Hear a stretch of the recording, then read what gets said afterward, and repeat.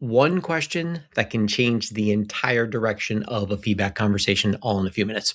There is a ton of truly great work out there about coaching conversations. Two that we're really partial to is Elena Aguilar in The Art of Coaching, and also the work of Jen Abrams in kind of experiencing difficult conversations or navigating difficult conversations. Both really get into the details about creating positive coaching conversations.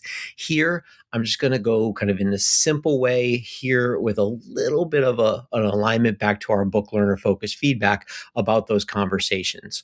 So one of the questions that we're always asked is, by instructional leaders is, what's one small move I can make that actually improves the quality of my feedback conversations?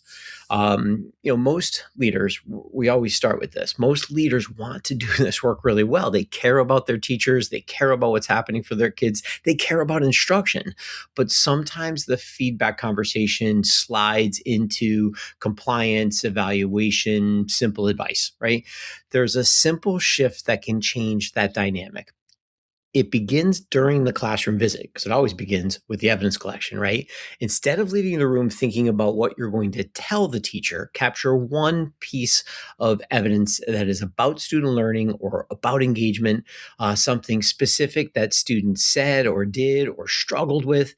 Then, when you sit down with the teacher, start a conversation with that evidence and simply ask the question, what do you think this tells us about what students are experiencing and how they're experiencing the learning?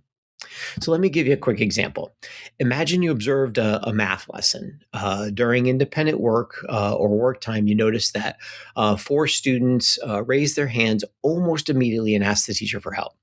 At the same time, two other students began explaining the problem to each other and continued working without assistance, right? In a traditional feedback conversation, the leader might jump quickly into the advice giving, right? You might want to check for understanding earlier, or you might want to circulate during independent work. Those are valuable and they're accurate, and we want to be able to articulate those. But those suggestions, they're really skipping an important step. Instead, imagine beginning with the evidence.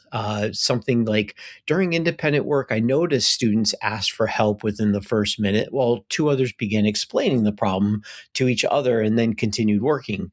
What do you think that might tell us about what students were experiencing in that task? Now, something different happens there. The teacher begins to analyze the learning. They might say, I think some students understood the process, but others weren't sure how to get started. Or the students are explaining to each other, they probably understood that structure and understood the problem better than those other students. So now the conversation is no longer about defending instruction. It becomes about a shared examination of learning, right? And that small shift really does matter.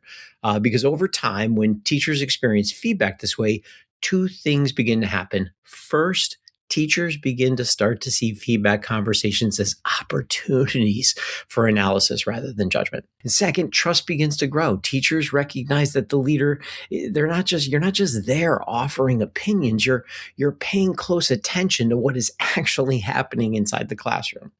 And when trust begins to grow, something even more important happens. Teachers become more willing to take risks, they reflect honestly on their practice, and they begin to see feedback as part of their own learning and their own professional growth. And that's where efficacy begins to grow.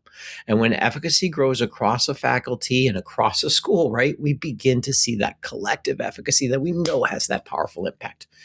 A culture isn't just built in one moment, right? It's built through all of these small conversations like the one we just described, where leaders and teachers examine learning together.